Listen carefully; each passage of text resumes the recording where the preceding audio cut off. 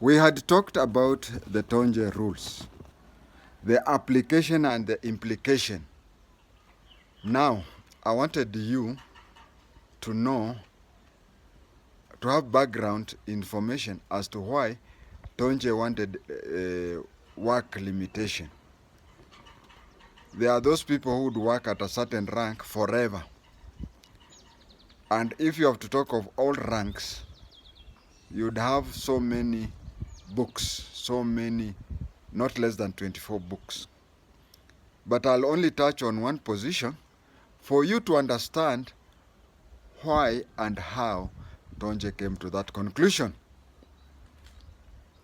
Remember, I'd said, and I still say, that if you come from the president's tribe, or if you are very close to the powerful people, to an extent that they trust you, then you can look at him or her in the eye and tell him or her what to correct. Others would fear. But I just want you to see what happened to the highest military rank in Kenya to understand what TONJE did. Brigadier Hadi, the general who told Jaramogi to be the the chief minister before independence, left, and I don't know how long he had stayed, but he handed over to Major General Robert Bernard Penford. Major General Bernard Penford was the chief of defense forces for 2 years.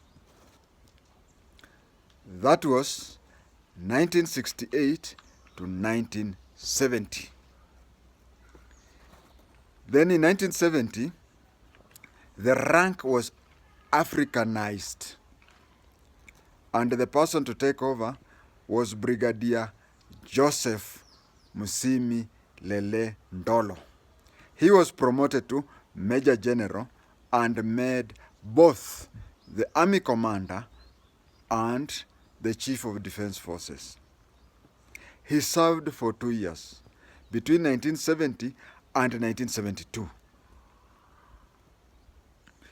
In 1972, he was implicated in the coup attempt. Two mistakes they made. One,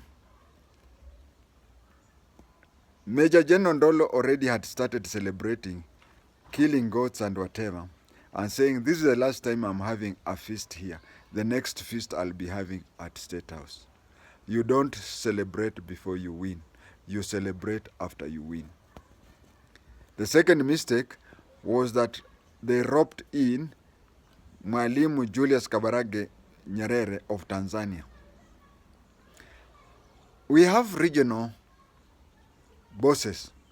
For example, Museveni would not want Raila to be the president of Kenya. Museveni is comfortable with people like Kagame. Kagame used to be the director of intelligence in Uganda Army. So even if they are equal, but Kagame feels inferior to him. He is comfortable working with Ruto, who is a generation below him.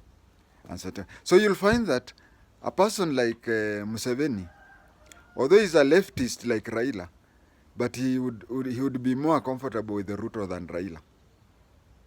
The same with Julius Kabarage Nyerere. Even though he was a leftist like Jaramogi Oginga Odinga, but he was more comfortable with a capitalist Jomo Kenyatta than Jaramogi. So when they approached him thinking that he would be for them, that is how he sold them. So Major General Joseph Musimi Lele Ndolo served for 2 years, 1970 to 72, and because of the planned coup, it was not a coup attempt, it was a planned coup, he had to leave. Then Mzee Jomo Kenyatta decided that having a chief of defense force who is in charge of the army, navy, and air force was dangerous. So he scrapped that position so that the navy commander would report to him, the air force commander would report to him, and the army commander would report to him as the commander-in-chief. And also in the background, you know, the work of the commander-in-chief and the chief of the defense forces is almost similar. So he was both.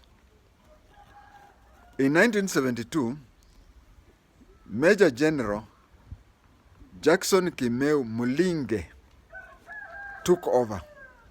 Now, listen to Mulinge's case is a bit different, because when he took over, he was an army commander.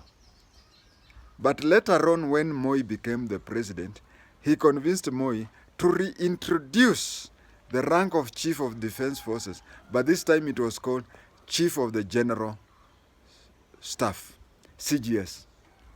So, but the senior most military person for 14 years, yes, 14 years, from 1972 to 1986, was Jackson Kimeu Mulinge. He started off first as a major general.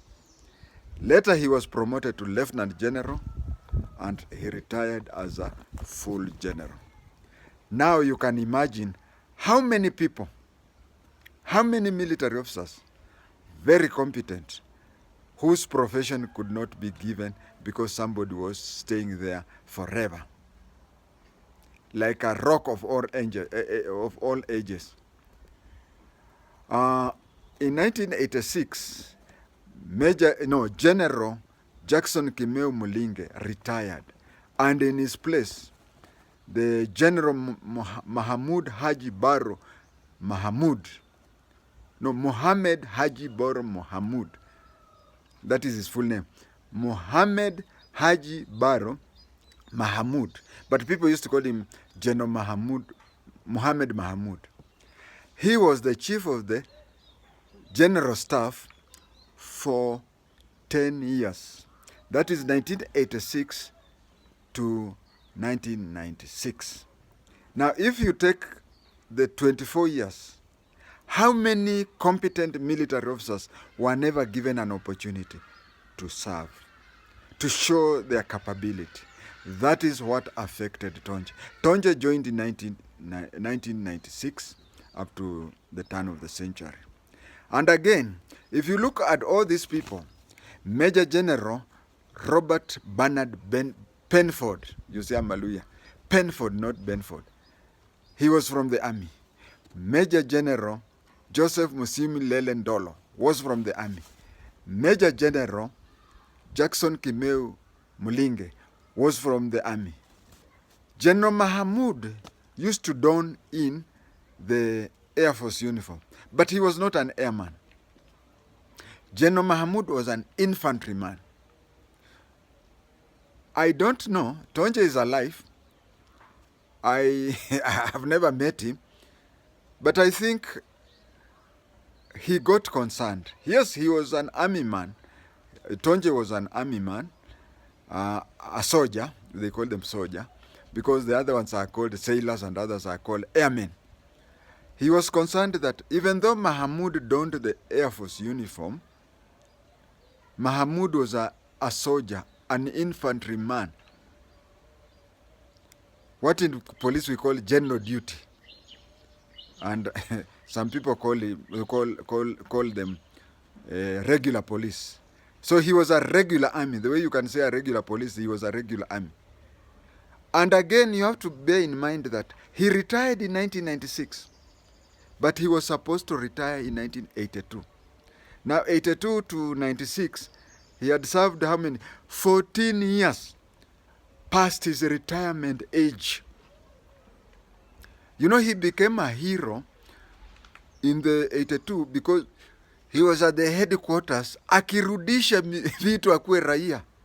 And then since the GSU is the one which returned Moi to power, and he was the only military man there, he commanded the GSU people. And that is why he had even to serve 14 more years. And he went and headed the army. General TONJE was annoyed. if I can use that word, that how can an army man command the Navy, Air Force? That is why, since General Tonje's regulation said that if you are not a sailor, you cannot command the Navy. If you are not an airman, now not an airman, if you are not a pilot, you cannot command the Air Force. And he said that the work of the CGS, which was renamed CDF, but during his time it was renamed CDF, it was reverted to the original name CDF with the new constitution. But Tonje was a CGS. And Tonje said that we have a soldier. Next we have a pilot. Next we have a sailor. They go round that way. So that is what happened. Imagine somebody who is supposed to retire, then suddenly something happens and he is at the right time, at the right place and right time, and he serves for 14 more years. So Tonje came and said that, and he started that. And let me tell you one thing, you can never change that. Just like you can never change the presidential term for even a day past 10 years. So he changed that, and we have to thank him.